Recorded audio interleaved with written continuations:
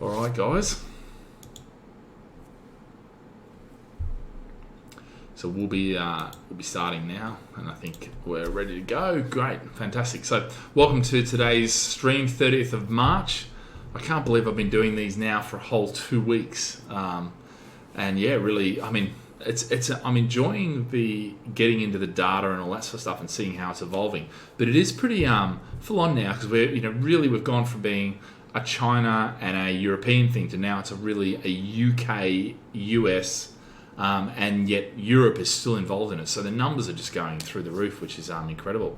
It's it's an interesting thing just to see and really watch the progression, track the progression, and really it's amazing how maths plays such a big part in these sort of things. I talk about the medical side of things, the human side of things, and the economic side of things, but actually it's the maths that is really fascinating me, and how, despite being all different countries, all different areas, different cultures, different all this sort of stuff, actually, when you apply the maths to it, it all comes down and looks pretty much the same. Anyway, we're not in that today. What we're in to look at is the UK government incentives. So let's get started anyway. So, all right. So basically, what we've got now is did they get it right? And look, obviously, right now we don't know that they got it right.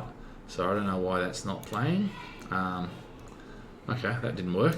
Let me just change it over, and I'll see. For some reason, it's not playing. Anyway, I tried on that, the whole technical thing, but anyway, no good. Look, bottom line is, did we get it right? We don't know right now, but I can tell you, based on what I'm seeing across the thing, is that lots of people are trying to follow what the UK is doing, and that's quite good. So, look, guys, bottom line is, I started at 30 days, so we've been 13 days into this now. And really, 17 days more, I think we're going to be locked down. That's the prediction that I did. Look, do I think that's the reality? Actually, I forgot to change that. So that should say lockdown, UK lockdown, 14 days. So based on when they said 3 weeks, it's 14 days, not 17 days, as it says there. But the interesting thing is, Wuhan's showing 45 from yesterday. It's actually amazing to watch what's going on from that perspective. And I mentioned the maths before. When you apply these models, how accurate they are on a broad base, which is quite interesting. But if we're looking at the numbers, the actual numbers, we've got 722 as of yesterday, 1,000 people. So 750,000, and actually that's going to rise, and that could be many millions of people affected by this. And if you look at the deaths, 33,000, that is jumping up quite considerably. We're really now starting to hit the growth phase. Interestingly, I ran out of space on the thing and it was just looking too condensed because I was doing 1,000 plus cases. I've now made it I'm just showing 10,000 cases. But it just shows you how a week's different makes. When I was thinking, originally I started with 100 cases, now 1,000, and now 10,000, week by week. I think, let's see if next week's 100,000. I hope not, but we've got Italy's certainly going to get up to the 100,000. China, we'll see. They may have contained it, which would be fantastic. But UK wise, 19,500, so we're almost at 20,000. 2.5 grand. We're really hitting it now. So we'll see what happens in that 2 weeks that we've got left of the government lockdown and whether they actually extend it. It's a touch and go right now to see how these measures have worked and see how people listen to them, and hopefully they are, and it works out fine. So we'll see how that goes. Look, this is the Italy versus UK versus US. Interestingly, Italy, 10,000 deaths, 10,779, 700 in a day. But if you look at their figures, it looks like they've started to even off. And even though there's still big numbers, you've got 600, 700, 6, 6, 7, 6, 7, 9, 8, 7. So, this could be the peak, could be, we'll see, but that's quite positive that it's not continuing to go up to 1,000 and 1,800. And remember, this is deaths. This is not cases. So deaths come 2 to 3 weeks after cases. So if that's starting to level off and the amount of people is leveling off, that's good news for Italy, and maybe they'll have a bit of a reprieve soon. UK, we're at 1,200 and 28 deaths, 200. So we've got, 100, 200, 200, 200. So we're sort of, that I think will still ramp up even further.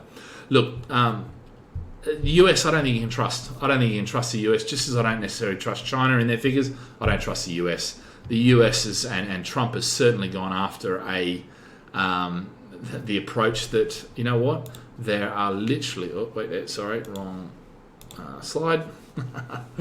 They've certainly gone down the route of not testing enough people. By not testing them, they're not getting the numbers. There are also a lot of places reporting that they're only reporting hospital deaths, not actually deaths out in the community. So, what are the death numbers? You just don't know, and it really is hard to compare them. But the interesting thing is with this, the US, I think we all know that this is not correct. We all know the data is not correct. We all know that Trump, saying that you can't, why do you need so many respirators at this time? It's appalling, and people are going to die. But the attitude is, let's lose a few old people and hopefully not tank the economy. And I think that is what the attitude is with the Trump administration. But let's not even get there. Let's have a look at the UK government. And I'll put security and recovery stimulus because it really is about security, securing now what we have, and then obviously going to the next step, which is about recovery. And I think the recovery side is an interesting one because whatever we do now, if we do it well now and we keep people in employment, I think that has to be the number one thing. Keep the businesses running, small business, and keep people in employment.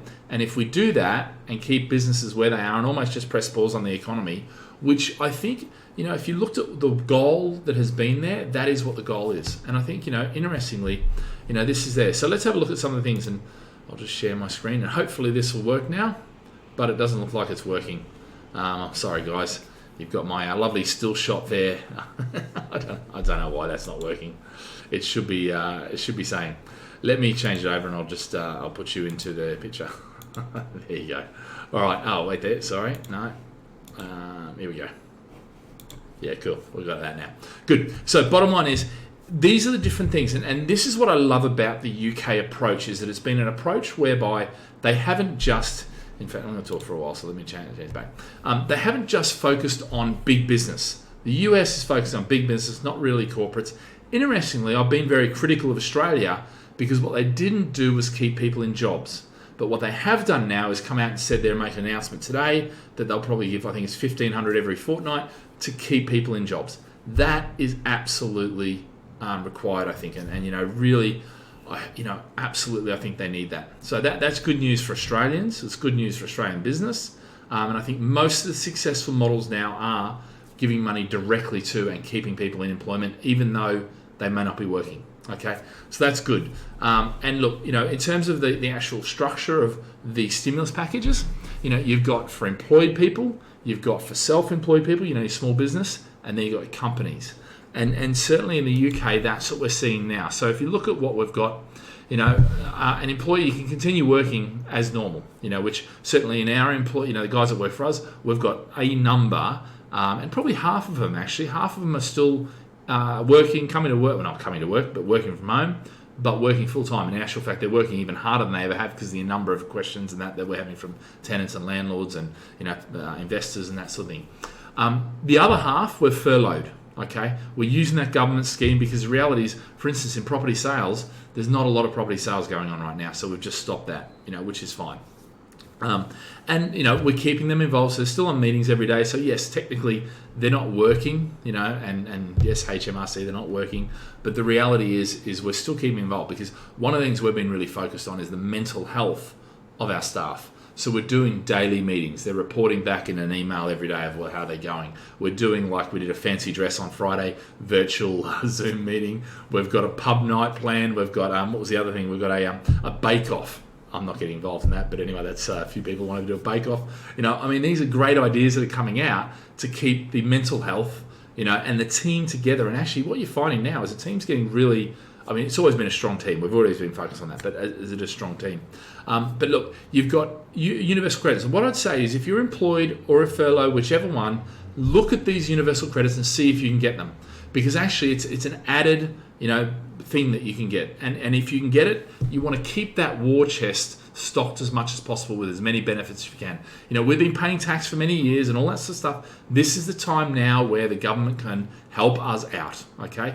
And to be fair, they are, yeah? You've got time to pay. So if you've got bills to pay, you can apply and get time to pay for them. Then there's obviously redundancy, and obviously redundancy leads to welfare payments and that sort of thing, which is obviously the last resort, because the problem is if everyone goes on to welfare, then you have to rehire them at the end, and that's going to mean the economy takes a lot longer to come back. And that is a problem that may need to be faced. I don't think it will be right now. I think we're going to dodge that bullet in the UK, and a number of other countries. Canada's doing the same. I think Denmark's doing it. There's a number of different policies. Sweden and Norway and those sort of guys, they already sort of do a thing like that, so it's quite good. Self-employed, you've got the CBILS, which is basically the business interruption loan scheme, okay?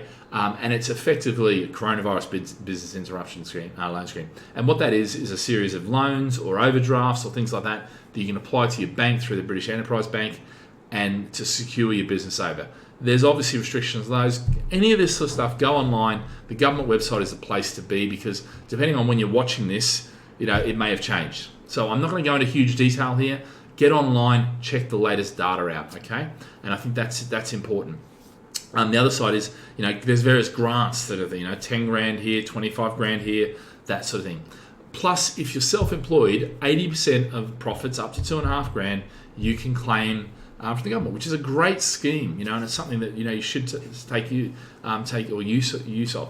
Plus, you've got that income tax deferred. The payments are deferred, so you still got to make them, but you got to make them down the track, which is good.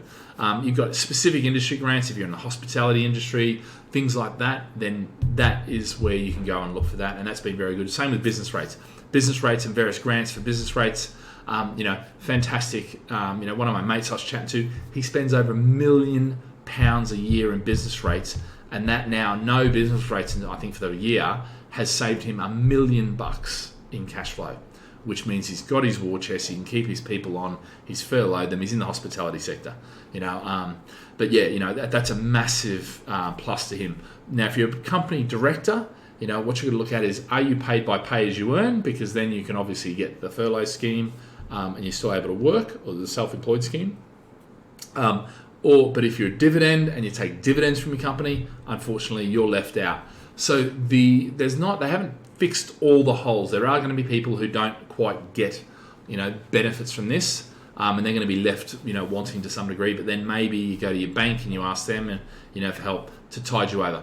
Most people are pretty good at that, and most people are pretty accommodating. Interestingly, I spent, it probably took me 5 or 6 hours on the phone of waiting and online and doing various things, and I'm still waiting on a few callbacks from various lenders, to get all of my properties onto a payment holiday, which was quite good. So that allows me to build a war chest for the next 3 months that I can potentially use for, either if tenants don't pay, if they're having problems, whatever it is. Now, I still have to pay that back, so it's not like I got, it's a freebie. That is literally, I'm effectively borrowing money from my lenders, yeah? But I'd rather have it and not need it than need it and not have it, So it's there, and I recommend all landlords use it. I recommend all landlords do that.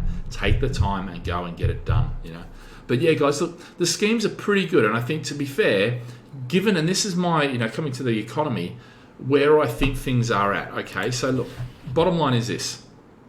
I think that Brexit, and forget the rest of the world for a moment, because I think the UK is uniquely positioned, okay? And what I mean by that is that we had a good economy, coming off a good economy, and then we went into Brexit for 3 years, which meant development sites, everyone slowed down what they were doing, okay?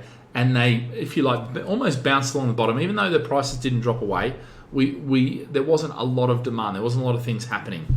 Then we had, political certainty, boom, the market went for about 2 months. Now, we had the first month, which was great.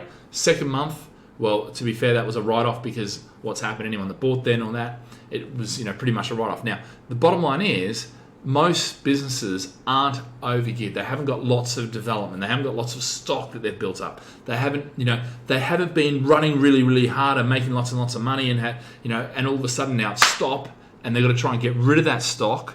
That's not the case. They're still coming from a low base. Now, what that means is that there's not this lag, okay? What it means is we've already had this slow period. We never got into a good period. So actually, we're in the best position to come back. And especially if we can keep people in jobs, which is what the government is doing, we're in a really good position, and probably one of the best positions that I've seen, certainly against the US and certainly against Australia from when you're looking at that, those guys, we're in a much better position. Yeah, and so that I think we'll see us bounce back relatively quickly. Now, that is relative, all right? What I mean by that is if the rest of the world economy goes into Great Depression, then we're going to be the best of them, yeah? Or one of the best of them.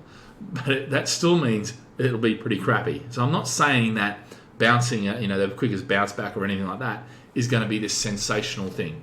Actually, it could be rather damaging. It'll range from rather damaging to actually, it's over now, press the button, and we're back into growth again, which is what, somewhere in between there is where I think it'll end up.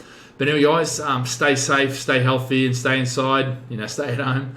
And we'll see you tomorrow. Any questions, any comments, remember to subscribe, and we'll chat real soon. All right, guys, see you later. Bye.